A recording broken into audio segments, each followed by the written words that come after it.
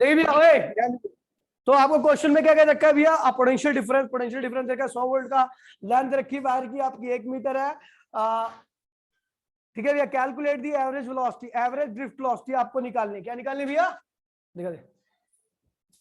ठीक है, average drift velocity निकालनी है और इस ड्रिफ्ट वेलोसिटी को कंपेयर करना विद थर्मल वेलोसिटी। ठीक है भैया, और कह रहा है भैया कंडक्टिविटी ऑफ कॉपर, कॉपर की कंडक्टिविटी दे रखा है आपको भैया कितना?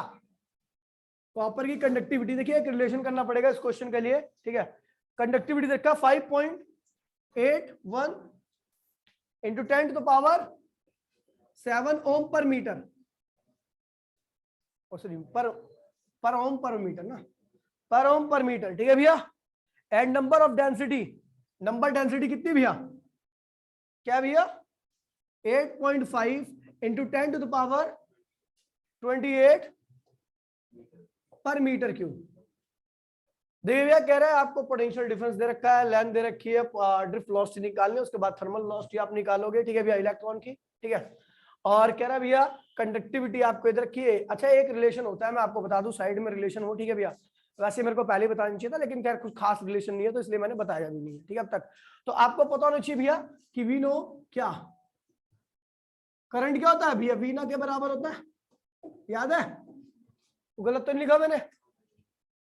तो करंट अपॉन में एरिया क्या हो जाएगा भैया? करंट डेंसिटी, इस एरिया को नीचे ले आओ तो क्या होगा? ड्रिफ्ट वेलोसिटी क्या होता है? कैपिटल ई स्मॉल ई टाउ अपॉन में, हम बोलो हाँ, ई एन लिख दिया। ये क्या होगा? करंट डेंसिटी, बोलो हाँ, ये करंट डेंसिटी हो गया। अच्छा, T double E N, T double E N 3 में इंटू में ई हो गया, कोई दिक्कत तो नहीं है? तो भैया होता क्या है, मैं 3 था रेजिस्टिविटी, 3 में क्या होगा? कंडक्टिविटी। तो जे इक्वल्स में क्या होगा? कंडक्टिविटी इंटू में इलेक्ट्रिक फील्ड। ये रिलेशन काफी ज्यादा इंपॉर्टेंट है। ठीक है भैया, और कई बार आ रखा है। ठीक है भैया, तो इसे कहते हैं relation in between current density, electric field and conductivity, इसके बीच का रिलेशन है। ठीक है भैया, जे। ठीक है, तो अभी हमें क्या करना है भैया? हमें ड्रिफ्ट वेलोसिटी निकालनी है। क्या निकालनी है? तो आपको याद है ड्रिफ्ट वेलोसिटी क्या होती थी? इलेक्ट्रिक फील्ड क्या था? स्मॉल ई टाउ अपॉन में क्या था भैया? एम था, है ना? अभी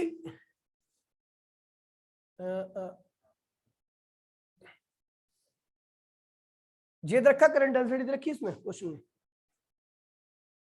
नहीं दे रखा, करंट डेंसिटी आपको नहीं दे रखी है। ठीक है,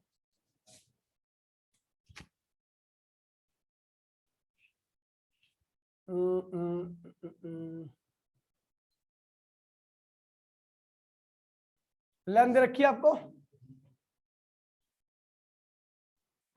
अच्छा, एक सेकंड बोल दो, इसको ये फॉर्मूला लगाता हूँ मैं। ठीक है, ये मत ही लगाओ। ठीक है, आपको पता है एक रिलेशन पता है, करंट इक्वेशन में क्या होता है? वी ना होता है। तो भैया क्या हो जाएगा? आई अपॉन में ए कर दीजिए, जे हो जाएगा V D E N A, है ना? ये हो गया, तो ये जे हो गया। और ठीक है ना, अब हो जाएगा। ठीक है, ये क्या होगा? वी डी ई एन, है ना? ये हो गया। अभी इसको हमने क्या कर दिया, आपको निकालना क्या? अच्छा, ड्रिफ्ट वेलोसिटी आपको निकालनी, ई नंबर ऑफ इलेक्ट्रॉन आज जे, जे की वैल्यू क्या होगी? इलेक्ट्रिक फील्ड रखी है आपको, अरे निकल आएगी इलेक्ट्रिक फील्ड भी, चलो हो जाएगा। इलेक्ट्रिक फील्ड क्या होता है याद आपको?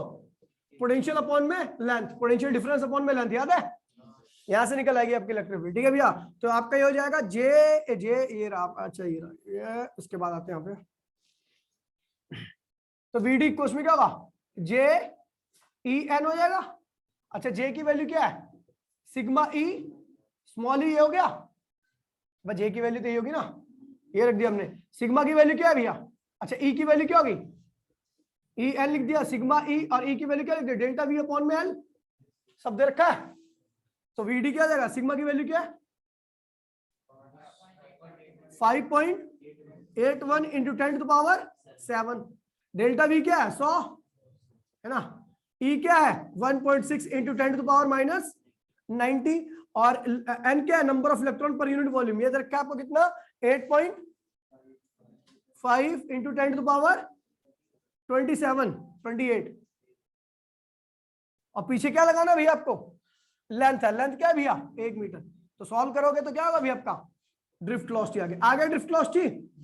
चलो भैया ड्रिफ्ट वेलोसिटी निकाल ली, देखो कितना लंबा प्रोसेस था। इस रिलेशन में अगर नहीं होगा ये क्वेश्चन पक्की बात है भैया, साइड में कर लेना, ये बहुत इंपॉर्टेंट रिलेशन है। अब उसके बाद कह रहा है थर्मल वेलोसिटी निकालिए, क्या निकालिए भैया, उसी इलेक्ट्रॉन की thermal velocity 27 degree centigrade, 27 degree मतलब 300 केल्विन। थर्मल वेलोसिटी के लिए कर रहे हैं, थर्मल वेलोसिटी। तो टेम्परेचर क्या है भैया 300 केल्विन, 27 डिग्री रखा है ना। अच्छा आपको पता थर्मल वेलोसिटी क्या होता है, half mv square equals to में, ये भी काइनेटिक होता है, और थर्मल काइनेटिक क्या होती है 3/2 kBT, याद है, ये भी काइनेटिक है, लेकिन ये काइनेटिक किसकी वजह से आई है, थर्मल काइनेटिक की वजह से। 2 से 2 क्या होगा, कट मर गए, तो v की वैल्यू क्या है, जो v है ना वो थर्मल वेलोसिटी है, क्या है भैया, तो ये क्या हुआ 3 kBT अपॉन में क्या हो गया m, और स्क्वायर गया तो अंडर रूट। ये kb क्या है भैया, बोल्ट्जमैन कांस्टेंट है, बोल्ट्जमैन कांस्टेंट की वैल्यू क्या होती है मुझे याद नहीं है, ठीक है भैया, जो भी है, अरे भाई हो गया, kb t क्या रखा आपको, ये रखा है, और मास क्या रखा भैया आपको, अब इलेक्ट्रॉन का मास 9.01 इंटू 10⁻³ किलोग्राम है भैया, ये इलेक्ट्रॉन का मास आ गया, ठीक है भैया, आ गया। देखिए ड्रिफ्ट वेलोसिटी आपकी आ गई, थर्मल वेलोसिटी आपकी ये आ गई, दोनों को डिवाइड कर दीजिए, vd अपॉन में vt, that is the relation. समझ गए भैया, कर लोगे, कर लोगे, दोबारा देख लिया, 1 मिनट, पोटेंशियल डिफरेंस रखा है, लेंथ रखी है, ड्रिफ्ट वेलोसिटी निकालना है, थर्मल वेलोसिटी निकालना है, उसके बाद दोनों को रिलेट कर देना, ये दे रखा है, ठीक है भैया। तो अभी चुप हो जाओ, आपको क्या चाहिए, देखिए अगर मैं वीना वाले ड्रिफ्ट वेलोसिटी का फॉर्मूला कैपिटल ई स्मॉल ई टाउ अपॉन में हम यूज करता, तो आपको रिलैक्सेशन टाइम दिया नहीं था, नहीं दिया था ना, इलेक्ट्रिक फील्ड तो मैं निकाल लेता, लेकिन रिलैक्सेशन टाइम नहीं दिया था। तो रिलैक्सेशन टाइम नहीं दिया तो एक काम कीजिए भैया ना, आपने पास दूसरा तरीका भी तो ये निकालने का, ये रिलेशन निकाल दिया, ये लगा दिया इसमें, ठीक है भैया, और उसके बाद फिर हमने क्या किया भैया, ड्रिफ्ट वेलोसिटी की वैल्यू निकाली जे अपॉन में ही। हम जानते भैया हमें इलेक्ट्रिक फील्ड निकल आएगी, पोटेंशियल डिफरेंस रखा, लेंथ रखी है, वहां से इलेक्ट्रिक फील्ड निकल आएगी। तो हमने क्या किया, जे वाला रिलेशन निकाला, एक ये साइड से रिलेशन लगाया यहाँ पर, और उसके बाद ये जे की टर्म में करंट डेंसिटी की टर्म में हमने ये निकाल लिया। तो करंट डेंसिटी की वैल्यू क्या होगी, सिग्मा ई की वैल्यू क्या होती है, वी अपॉन में, पोटेंशियल डिफरेंस रखा 100, लेंथ रखी 1, तो ये आ गया आपका भैया पूरा सॉल्व कर लिया, क्या आ गया, ड्रिफ्ट वेलोसिटी आ गई। अब जब ड्रिफ्ट वेलोसिटी आ गई भैया, थर्मल वेलोसिटी कैसे निकलेगी, तो 3/2 kBT होता है, अब 3/2 kBT होता है, यही क्या होगी, हाफ mv स्क्वायर के बराबर होगी, यहाँ पर जो वेलोसिटी होगी क्या होगी, थर्मल वेलोसिटी होगी, यहाँ से थर्मल वेलोसिटी निकाले, दोनों को डिवाइड कर दिया, आंसर आ गया। फोटो ले, क्वेश्चन ले लिया,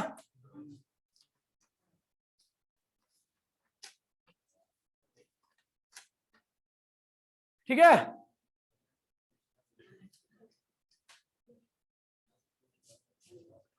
चाय तो नहीं ठंडी होगी ना, है चाय तो नहीं ठंडी होगी बेटो,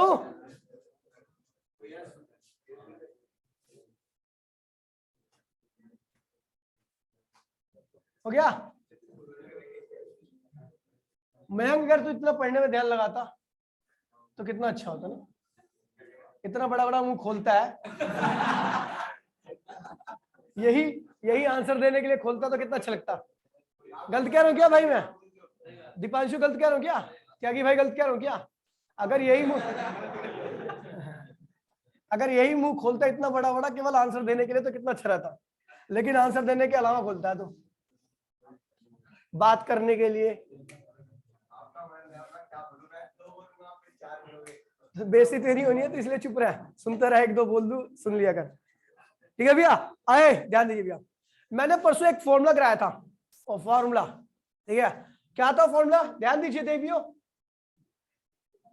ठीक है भैया, क्या था, आर फाइनल इक्वल्स टू में आर इनिशियल, R2 लिखा था, यहाँ पर R1 लिखा था, कोई दिक्कत तो नहीं है, 1 + k क्या था, अल्फा के पर जगह था, और एक टी फाइनल माइनस टी, ये रिलेशन याद है भैया, factor affecting the resistance, dependence of resistance on temperature, ठीक है भैया।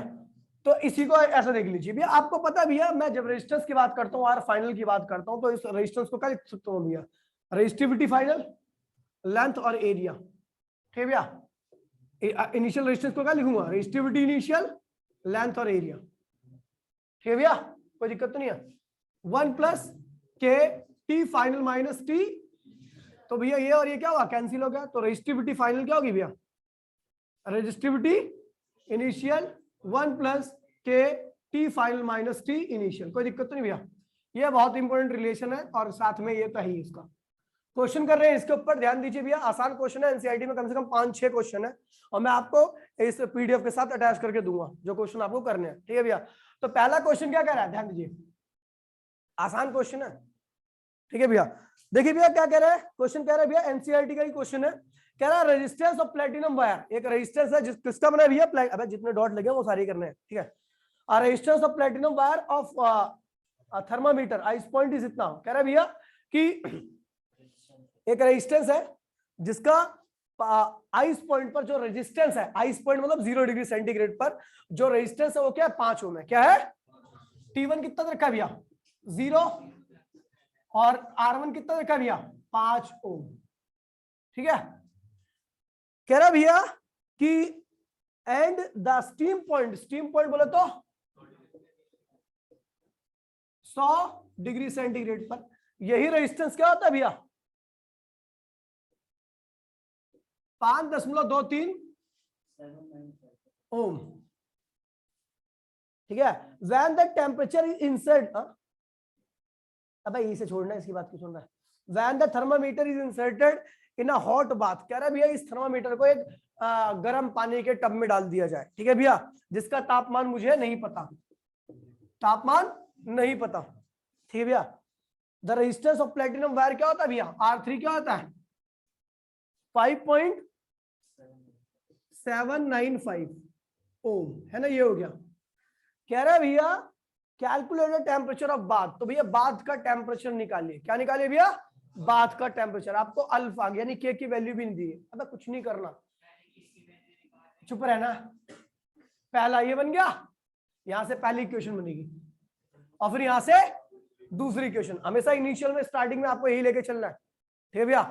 पहली इक्वेशन इन दोनों को लेके बनाओगे, दूसरी इक्वेशन इन दोनों को लेके बनाओगे। आपको पता है आप प्लेटिनम को चेंज नहीं कर रहे, इसलिए के क्या होगा, चेंज नहीं होगा, क्योंकि के जो होता है वो डिपेंड करता है किस पे, मटेरियल पे। किस पे डिपेंड करता है भैया, मैंने बोला था it is different for different material, but same material के लिए क्या होगा, सेम रहेगा हमेशा, ठीक है। चलो तो भैया इसकी पहली इक्वेशन क्या बनेगी, याद है आपको, ये R1 ये क्या होगा, इनिशियल हो जाएगा, और ये क्या होगा, फाइनल हो जाएगा। चलो देखते हैं भैया इसकी इक्वेशन क्या बनेगी। तो ये क्या होगा, ये चुप हो जा, फाइनल क्या है, R2 होगा ना। देखिए क्या आएगा, 5.23 बराबर में ये क्या है, R1 क्या है भैया, 5, 1 प्लस के वही रहेगा, और टेम्परेचर डिफरेंस क्या है, 0 और 100। पहली इक्वेशन बन गई, बोलो हाँ। आगे अब इन दोनों को लेकर कर रहे हैं हम, ठीक है भैया। तो R2 क्या होगा, ये होगा 3 वाला जो होगा, R2 होगा। तो 5.795 बराबर में R1 क्या भैया, 5, और 1 प्लस के तो वही रहेगा, मटेरियल चेंज थोड़ा करो। टेम्परेचर डिफरेंस क्या होगा, 0 ये है, और उसके मुझे पता ही नहीं तो T3 होगा। सेकंड इक्वेशन होगी ऑन डिवाइडिंग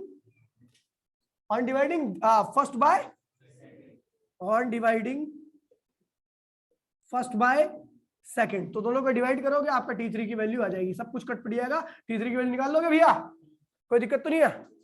ले फोटो ले, क्वेश्चन की फोटो ले ली।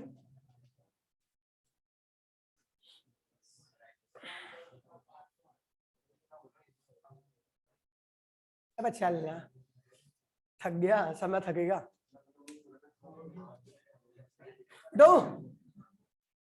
बेटो तू भाई अभी इतना टाइम नहीं मिल पा रहा, वरना इतने क्वेश्चन करा दूं, किसी ने सोची भी ना होगी।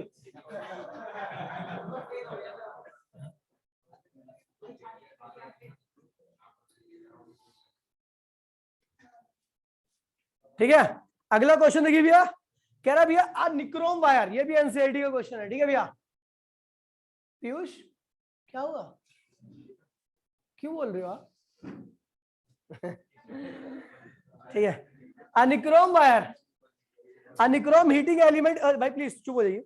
अनिक्रोम heating element is connected to a 220 volt supply. कह रहा भैया देखिए, कह रहा भैया जो निक्रोम एलिमेंट है, वायर है, वो 220 वोल्ट सप्लाई से क्या कनेक्टेड है, कोई दिक्कत तो नहीं है। अब निक्रोम एक ऐसा मटेरियल होता है जिसका रेजिस्टेंस क्या होता है, वैरी करता है।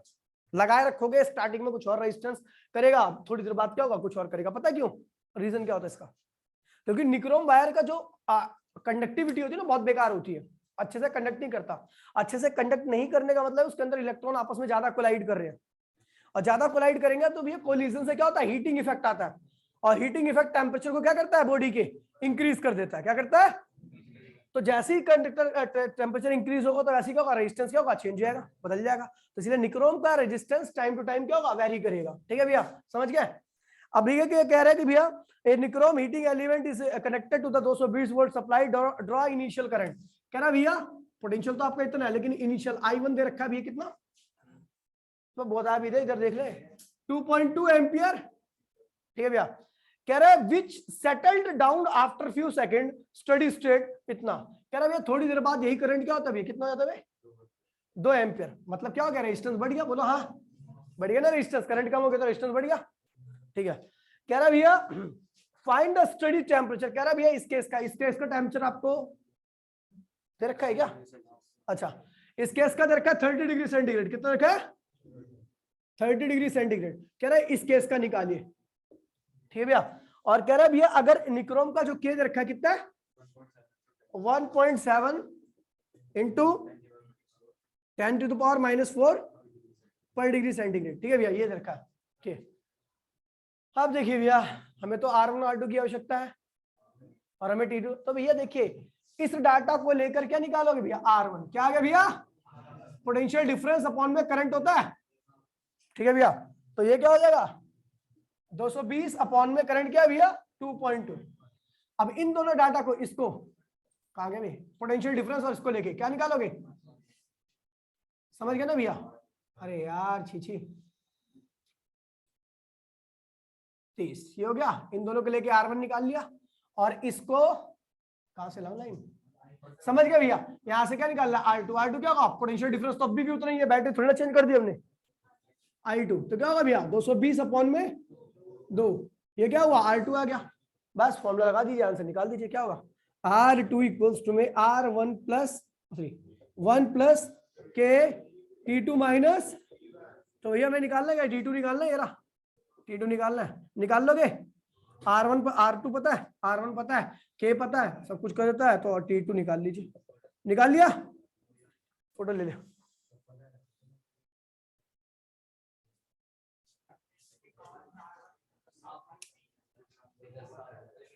उनने वो तो रोज ही होता है, नहीं चीज देता कुछ। ये क्वेश्चन खींच फोटो फटाफट, इसकी फोटो खींच, इसकी फोटो खींच, डाल दे। हाँ सोल्यूशन के साथ। अब ये तो अगले पेज में ना, कैसे कैसे करेगा, छोड़ दे, यहाँ से खींच, ये वाला खींच, ये खींच, ये खींच। जिसका सोल्यूशन नहीं आता बताइए। और क्वेश्चन भेज रहा हूँ भैया इसके साथ।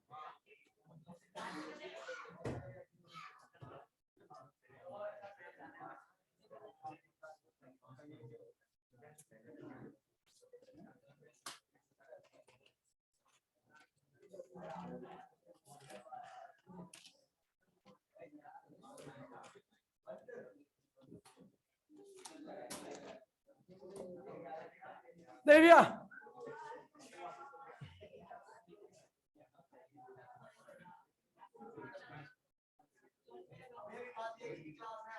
अब तो हो गया, मेरी भी खत्म हो गई।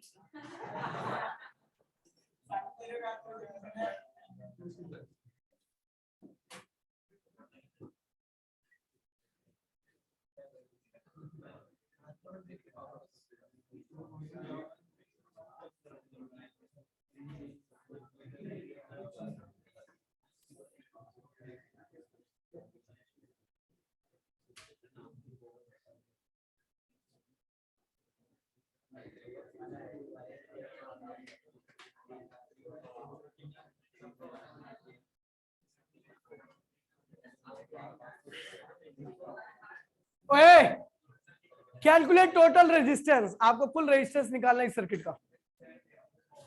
ट्राई कीजिए भैया, 1 मिनट का टाइम है आपके पास, 1 मिनट का टाइम है, ट्राई कीजिए। बता देता हूं क्यों, क्योंकि भैया देखिए ये सर्किट क्या है, सिमेट्रिक सर्किट है। क्या है भैया, बीच में काट दिया। मैं देख रहा हूं कि इधर भी ये ऐसा ही है और इधर भी क्या है, बिल्कुल सेम ऐसा ही है, एज इट इज है ना। मतलब अगर मान लीजिए मैं यहां से करंट जो भी छोड़ूंगा इस वाले आर्म से, वो करंट यहां पर आएगा, सिमेट्रिक है ना भैया, दोनों साइड सेम है। तो अगर मैं जो करंट यहां से छोड़ूंगा, मतलब 2 एम्पियर छोड़ा तो 2 एम्पियर इधर आ जाएगा, है ना। और अगर यहां से 4 एम्पियर आ रहा है तो इधर भी क्या चलेगा, 4 एम्पियर ही आएगा। ध्यान रखना भैया, गिवन सर्किट कैसा सर्किट है भैया, सिमेट्रिक है, दोनों हर जगह से सेम है। अगर मान लीजिए मैं यहां से 2 एम्पियर छोड़ता हूं और यहाँ पर 1 एम्पियर आता हूं, तो इसकी सिमेट्री क्या होती, खराब हो जाती। मतलब जिस ब्रांच से जितना करंट जा रहा है उसी ब्रांच से उतने जाएगा, ठीक है। और अगर यहां से 4 में छोड़ रहा हूं, अगर यहाँ पर 2 आ गया तो वह भी सिमेट्री क्या होगी, खराब होगी। तो हमें पता है ये एग्जैक्टली सिमेट्री है पूरी, एकदम उधर दोनों क्या भैया, एग्जैक्ट एकदम सिमेट्री है इसकी। तो जितना करंट इस ब्रांच से भेजूंगा उतना ही करंट वहां पर भी जाना चाहिए, अनिवार्य है। तो अगर 4 एम्पियर करंट यहां से ऐसे निकल गया और ये वाला करंट यहां से ऐसे निकल गया, तो इसका मतलब इस पॉइंट और इस पॉइंट का पोटेंशियल क्या होगा, सेम होगा। क्योंकि अगर पोटेंशियल डिफरेंस होता तो करंट का एक्सचेंज होता, लेकिन जैसे कि इस पॉइंट का और इस पॉइंट का पोटेंशियल सेम है, तो इसलिए क्या हुआ, करंट का एक्सचेंज नहीं हुआ, सिमेट्री से। समझ गए भैया। तो जो करंट यहां से आया वो यहां से मुड़ गया, और जो करंट यहां से आया वो यहां से आगे चला गया। तो ये सर्किट जैसा दिख रहा है आपको वो ऐसा नहीं बनेगा फाइनली जब आप सॉल्व करोगे। ये सर्किट कुछ इस तरीके से बनेगा, देखिएगा, काट दीजिए इसको बीच में से, ठीक है। ये हो गया, अलग अलग है, अब हो गया खत्म क्वेश्चन, ठीक है भैया। अब क्या है भैया, ये दोनों, ये किसमें भी है, ये दोनों ये वाले सीरीज में, और इन दोनों का जो रिजल्ट होगा इसके साथ क्या होगा, पैरेलल होगा। और अब ये क्या बन गए, एक इसके साथ ये क्या होगा, और ये क्या होगा, ये पूरा, और ये क्या होंगे भैया सीरीज में, ये और ये दोनों किसमें होंगे, और इसका रिजल्ट और ऊपर वाले का रिजल्ट क्या होगा। तो इस तरीके से इस क्वेश्चन को करना है भैया। अगर आप उसमें सीरीज पैरेलल देख रहे थे ना, तो आपकी जिंदगी भर नहीं कर पाओगे इसको, क्योंकि जिंदगी भर आप नहीं डिसाइड कर सकते कौन सीरीज में कौन पैरेलल में। जब भी आप इस तरह के सर्किट, अभी कल ये तो आज स्टार्टिंग है, ठीक है भैया, कल भी कराऊंगा इसी तरह के क्वेश्चन, ठीक है भैया। और देखोगे कि सर्किट का कितना, सीबीएसई में नहीं आने पहले बता दे रहा हूं, और मैं सीबीएसई में हूं, पढ़ा भी नहीं रहा, तो इसलिए कह रहा हूं भैया, ठीक है। इसलिए कल, अबे सुन ले मेरी बात, सुन ले, इसीलिए कल इसके पापा आएंगे, तो इसलिए तैयार रहना। टाटा बाय बाय, जय हिंद, जय भारत।